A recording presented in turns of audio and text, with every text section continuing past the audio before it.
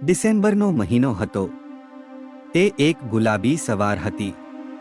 જ્યારે શ્રી બાસુ જાગી ગયા ત્યારે તેમણે જોયું કે તેમની પ્રિય પત્ની તેમની બાજુમાં સૂઈ રહી છે।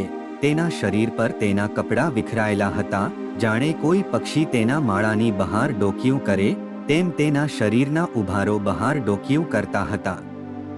બાસુએ તેનીના શરીર પર પોતાનો હાથ ફેરવ્યો, નાઇટ ડ્રેસ ખોલ્યો અને અંગો પંપાળ્યા। તેની પત્ની પણ તક ગુમાવવા માંગતી ન હતી તો તે પણ કામાતુર। બંને એકબીજાને ભેટી પડ્યા। પરિણામ ન આવે ત્યાં સુધી બંનેએ સખત મહેનત કરી। છેલ્લે હાર્યા ત્યારે જ જીત્યા। એ પછી બાસુ પોતાના પલંગ પરથી ઊભો થયો। સવારની ધાર્મિક વિધિઓ કર્યા પછી તે તેની ગેલેરીમાં આવ્યો અને ન્યૂઝપેપર વાંચવા લાગ્યો। પત્નીની સાથે સમાગમ છતાં અડધો કલાક સુધી તેની નજર સામેના ઘરની ગેલેરી પર ટકેલી હતી। પરંતુ આ સવારમાં હજુ સુધી તે પોતાની બીજી અપ્સરાનું મુખ જોઈ શક્યો ન હતો। તેના હાથમાં ન્યૂઝપેપર હતું, પણ તેની આંખો બીજે ક્યાંક ભટકતી હતી। શ્રી બાસુએ ગેલેરીમાં કામિનીજીને કપડાં સૂકવતી જોઈ હતી। તે ક્ષણથી જ આ શરૂ થયું। બાસુની નજર તેના શરીર પર ટકેલી હતી। સાડીની એક બાજુએ દબાયેલો કામિનીનો પલ્લુ હતો। તેણે કપડાં સૂકવવા હાથ ઊંચો કર્યો ત્યારે ઉભારો દેખાતા હતા। એ જ ચિત્ર બાસુની આંખોમાં વસી ગયું। તેના કપાળના પરસેવામાંથી એક ટીપું તેની ગરદન પર સરકતું હતું અને તે જાણે કોઈ ઊંડી ખીણમાં જવા આતુર હોય તેમ તે આગળ વધી રહ્યું હતું। સવારમાં ગુલાબ પર ચમકતા ઝાકળની જેમ પરસેવાના ટીપાં ખીલી રહ્યા હતા। કામિનીના હોઠ ગુલાબની કોમળ પાંખડી જેવા લાલ હતા। આ બધું જોઈને બાસુનું હૈયું ગદગદિત થઈ ગયું।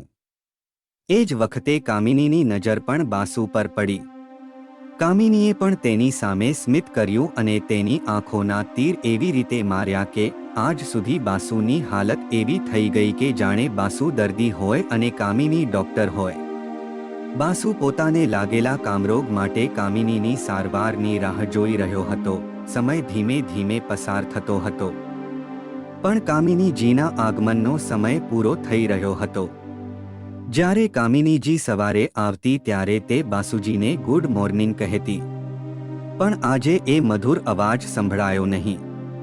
બાસુજીની પત્ની પથારીમાંથી ઊભી થઈ અને પતિ સામે જોઈને બોલી, સાંભળો, આજે આખો દિવસ તમે ગેલેરીમાં બેસી રહેશો।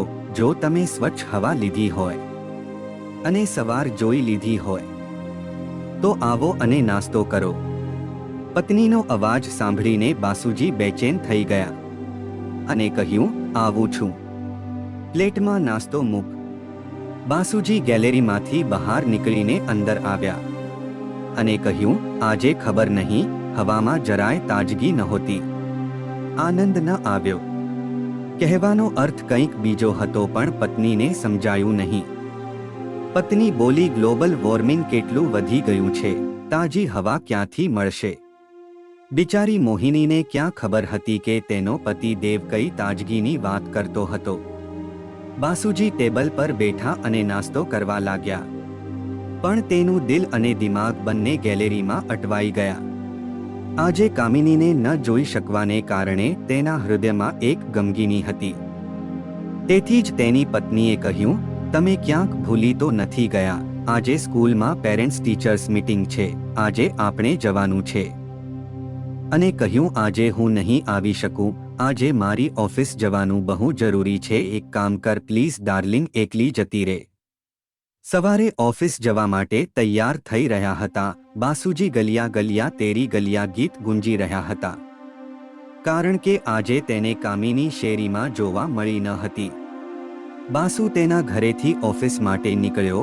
તેનું દિલ કહેતું હતું કે આજે તે કામિનીને માત્ર એક વાર શેરીમાં જોઈ લે, પણ આજે અપ્સરા તેના નસીબમાં લખેલી ન હતી। તરત જ તેણે કાર સ્ટાર્ટ કરી અને પોતાની સોસાયટીના ગેટ પર વળ્યો। કામિનીજી તેની સામે દેખાયા। બંને આંખો મળી। કામિનીજીએ નાનકડું સ્મિત આપ્યું અને બાસુજીનો ચહેરો ચમકી ગયો। તેણે ધીમેથી તેની કાર કામિનીજીની બાજુમાં લાવી। કામિનીજી એ ડીપ નેક બ્લાઉઝ સાથે આકર્ષક મરૂન સાડી પહેરેલી હતી, કામિનીજી સંપૂર્ણ અપ્સરા જેવા દેખાતા હતા. તરત જ બાસુજીએ કામિનીજીની બાજુમાં કાર થોભાવી અને તેમની બારી નીચે કરી અને કામિનીજી બારી પાસે ઊભા રહ્યા. તેણીના સાડીના પલ્લુએ નમતાની સાથે જ તેની જગ્યા છોડી દીધી. બે પહાડોની ખીણ દેખાવા લાગી. બાસુજીની નજર ત્યાં જ અટકી અને તેમાં ડૂબવા આતુર દેખાઈ. કામિનીજીને આ વાત સમજાઈ ગઈ. તેણે પોતાના પલ્લુની સંભાળ લીધી અને કહ્યું, બાસુજી, તમે અહીં આવ્યા તે સારું થયું. શું તમે મારી થોડી મદદ કરી શકો? મારે બજારમાંથી કેટલીક વસ્તુઓ ખરીદવી છે. શું તમે મને ત્યાં સુધી મૂકી શકશો? બાસુજીની આંખો ચમક અને લોભ બંનેથી ભરાઈ ગઈ. તેણે તરત કહ્યું, અરે, હું એ દિશામાં જાઉં છું. ચાલો બેસો. આટલું કહી તેણે પોતાની કારનો દરવાજો ખોલ્યો. કામિનીજી આવીને બાસુજીની બાજુની સીટ પર સ્ટાઇલથી બેઠા.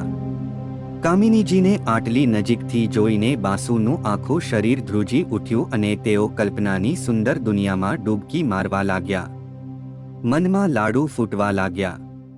બાસુજીએ કાર સ્ટાર્ટ કરી. થોડો ઉતાવળનો સમય હતો. પહોંચવામાં થોડો વિલંબ થયો.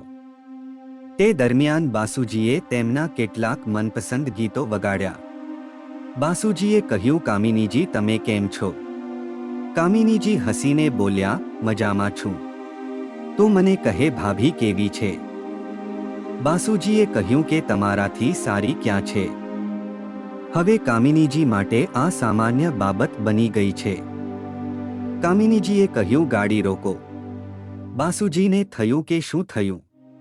કામિનીજીએ કહ્યું કે બજાર આવી ગયું છે. ગાડી ઊભી રહી ત્યારે જ બાસુજીને ખબર પડી કે ખરેખર બજાર આવી ગયું છે. કારમાંથી ઉતરતી વખતે કામિનીજીએ કહ્યું, આભાર બાસુજી, હું અહીંથી પગપાળા જ જઈશ. આ જોઈ બાસુજીનો ચહેરો ઉતારી ગયો. આ જોઈને કામિનીજીએ કહ્યું, તમે ફ્રી હો તો સાથે આવી શકો છો. મારી ખરીદી પણ થોડી સરળ બની જશે. કદાચ જો તમને તે વધુ સારું ગમશે તો હું તેને ખરીદીશ. કામિનીની આ વાત સાંભળીને બાસુજી ફરી ખીલ્યા અને તેમના ચહેરા પર ગુલાબી સ્મિત આવી ગયું. બાસુજીએ કાર બાજુ પર પાર્ક કરી અને કામિનીજી આગળ ચાલી રહ્યા હતા અને બાસુજી અડધા ફૂટનું અંતર રાખીને ચાલી રહ્યા હતા. કામિનીજીનું આખું શરીર બાસુજીને દેખાતું હતું જ્યારે સંકોચ થતો હતો. બંને દુકાને પહોંચ્યા. દુકાનદારે એક પછી એક નાઇટ ગાઉન બતાવ્યા. કામિનીજી એવું વર્તન કરી રહી હતી કે જાણે તે આજે રાત્રે બાસુજી માટે નાઇટ ગાઉન પહેરવા જઈ રહી હોય. બંનેને જોઈને દુકાનદારને કપલ હોય એવું લાગ્યું. બંનેને જોઈને તેણે મશ્કરીમાં કહ્યું, ભાઈ, આ એકનું ગાઉન જુઓ, આ ડીપ નેક છે, બેક લેસ છે, ભાભીજીને શોભશે.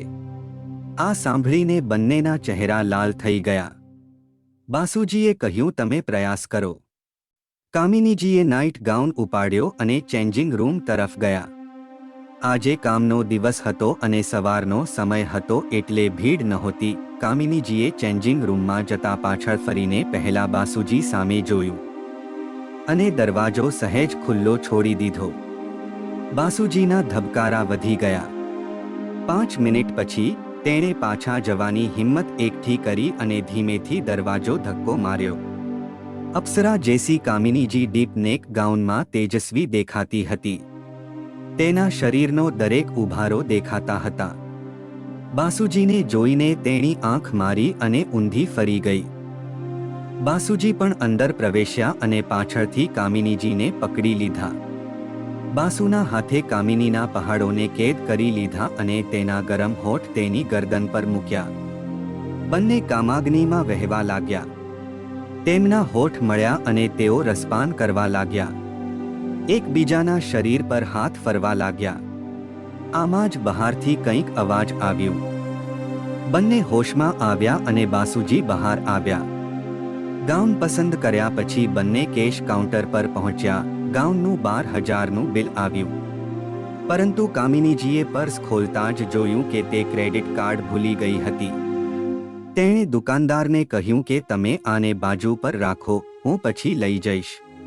કામિનીજીનો ઉદાસ ચહેરો જોઈને બાસુજીએ કહ્યું, કોઈ વાંધો નહીં, હું મારા કાર્ડથી ચૂકવણી કરીશ, નહીં તો મારું હૃદય તૂટી જશે. તે પછી કામિની રાજી થઈ ગઈ અને હસતા હસતા કહ્યું કે હું તમારું દિલ કેવી રીતે તોડી શકું. આજે આ પહેલી વાર નથી બન્યું, આ પહેલા પણ ઘણી વાર કામિનીજીએ કોઈને કોઈ બહાને બાસુજીનું ખિસ્સું ચતુરાઈથી સાફ કર્યું હતું. બાસુજીને પણ આ વાતની ખબર હતી, પણ તેઓએ ખુશીથી તે થવા દીધું. દુકાનમાંથી બહાર આવતાની સાથે જ કામિનીજીએ પોતાની મોહક શૈલીમાં કહ્યું, આભાર બાસુજી, મને તમારા જેવો નોટી મિત્ર મળ્યો તેથી હું ખૂબ જ ખુશ છું. કામિનીજીના મોઢેથી આવી વાત સાંભળીને બાસુજી ખુશ થયા, પણ મનમાં વિચારવા લાગ્યા.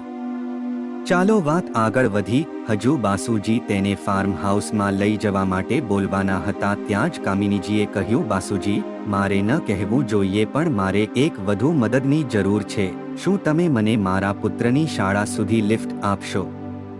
તેણીની શાળામાં માતાપિતાના શિક્ષકોની બેઠક છે. બાસુજીને લાગ્યું કે તેઓ કામિનીજી સાથે થોડો વધુ સમય વિતાવી શકશે. ફાર્મ હાઉસ પર પછી ક્યારેક કાર શાળા તરફ રવાના થઈ. કાર શાળાની અંદર પાર્ક કરી, પરંતુ શાળાનો યુનિફોર્મ જોતા જ બાસુજી ટેન્શનમાં આવી ગયા. એમને તરત યાદ આવ્યું કે આ તો એમના બાળકોની જ શાળા છે. આજે મોહિની અહીં આવવાની જ વાત કરતી હતી. પછી તેની નજર મોહિની પર પડી. પત્નીને જોઈને બાસુજીની હાલત ખરાબ થઈ ગઈ. કામિનીજી નીચે ઉતર્યા કે તરત જ તેમને ગુડ બાય કહ્યા વિના જ સ્કૂલમાંથી કાર બહાર હકાવી મૂકી. મોહિનીને કારની ઝલક મળી અને તેણે વિચાર્યું કે આ કદાચ તેના પતિની કાર છે. પછી તેણે વિચાર્યું કે તેનો પતિ દેવતા ઓફિસમાં હશે. મીટિંગ પછી જ્યારે મોહિની ઘરે પહોંચી તો તેણે જોયું કે બાસુજી ઘરે છે. મોહિની તેને જોઈને ખૂબ જ આશ્ચર્યચકિત થઈ ગઈ અને તેને પૂછ્યું કે તમે ઘરે શું કરો છો? બાસુજીને શંકા હતી કે તેમની પત્નીને ખબર છે કે તેણે કંઈક જોયું છે, તેથી તેણે પહેલેથી જ એક પ્લાન બનાવી લીધો હતો. તે જ કહ્યું હતું સવારે કે આપણે પેરેન્ટ્સ ટીચર્સ મીટિંગમાં જવાનું છે, એટલા માટે હું ઘરે આવ્યો છું.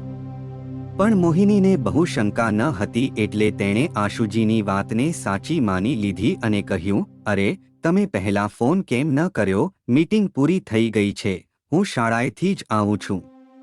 એ જ વખતે ડોરબેલ વાગી. દરવાજો ખોલ્યો. સામે એક ચોકીદાર હતો. ચોકીદારે બાસુજીના હાથમાં એક પત્ર આપ્યો અને ત્યાંથી ચાલ્યો ગયો. સોસાયટીમાં આવતા નાના ફંક્શનની યાદી વાંચતા જ બાસુજીની આખું શરીર મીઠું લાગવા લાગ્યું. તે વિચારવા લાગ્યો કે રવિવારે આખી સોસાયટી ખુલ્લા આકાશ નીચે સજાવશે અને તેની અપ્સરા પણ પોશાક પહેરીને નીચે આવશે અને તે રવિવારની રાહ જોવા લાગ્યો, સપનામાં ખોવાયેલો. રવિવાર પણ આવી ગયો.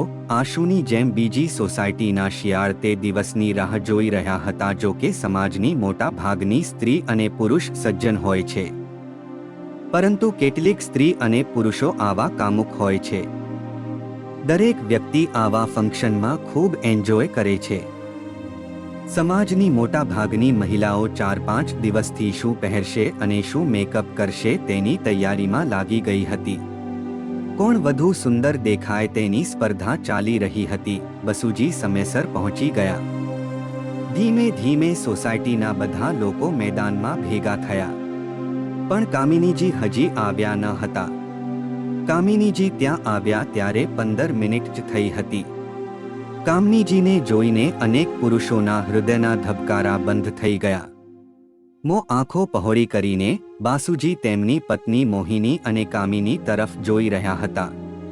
પણ ફરક એટલો હતો કે તે મોહિનીથી બચવા કામિનીજી પર ફિદા થવા જોઈ રહ્યા હતા. કામિનીજી અલગ અલગ તસવીરો અને સેલ્ફી માટે પોઝ આપી રહ્યા હતા. થોડી વાર પછી બાસુજી તકનો લાભ ઉઠાવીને ધીમે ધીમે કામિનીજી અને અન્ય લોકો જ્યાં ઊભા હતા તે બાજુ ગયા અને તેમની સાથે વાત કરવાનો પ્રયાસ કરવા લાગ્યા. ત્યારે જ મંચ પરથી કામિનીજીના નામની જાહેરાત થઈ.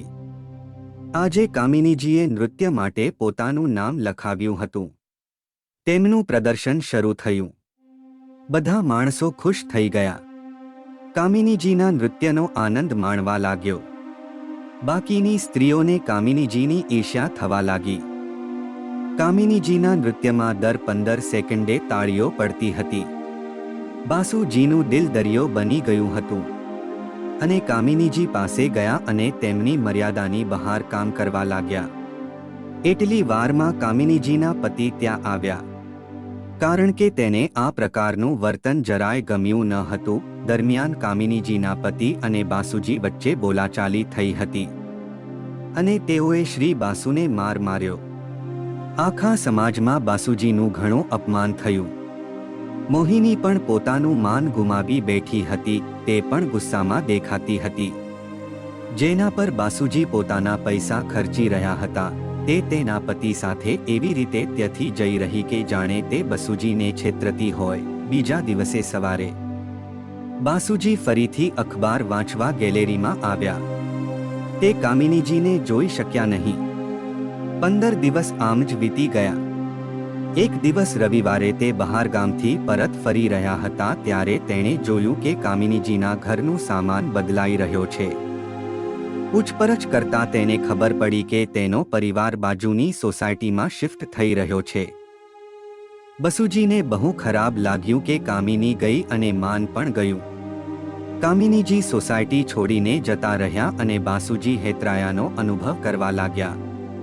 આટલા પૈસા ખર્ચ્યા પછી પણ તે કામિનીજીના શરીરનો આનંદ માણી શક્યો નહીં. પરંતુ બાસુજીનું ભાગ્ય અલગ હતું. 15 દિવસ પછી પણ એ જ ઘરમાં, એ જ ગેલેરીમાં એક નવી સ્ત્રી કામિનીજી કરતાં વધુ આકર્ષક અને વધુ ભરાવદાર વાળ ઝાપટી રહી હતી. બાસુજી અખબાર વાંચી રહ્યા હતા પરંતુ તેમની નજર તેમની સામે હતી અને પછી તેઓ એ જ ગીત મન કો ભાવે તેરી ગલિયાં ગુંજી રહ્યા હતા.